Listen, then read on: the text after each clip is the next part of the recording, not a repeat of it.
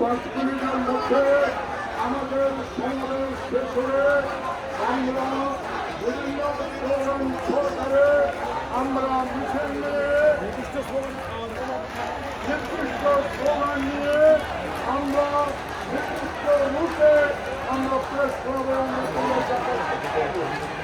বন্ধুরা আমার, এই আন্দোলন এই আন্দোলন নাম হল বৈষম্য বিরোধী আন্দোলন।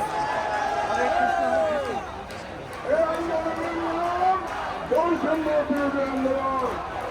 ৪৭-এর পর থেকে ৭১ পর্যন্ত বৈষম্য হয়েছে আমাদের নিয়ে, ধর্ম নিয়ে। কেউ চাকরি পায় নাই, ব্যবসা বাণিজ্য করতে পারে নাই, শান্তিতে থাকতে পারে নাই।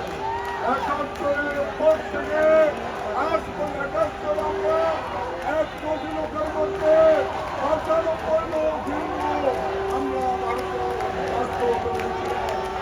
এমন কোন হিন্দু নাই যেটা আমরা কত হিন্দু কত ঘরবাড়ি ধ্বংস করেছে।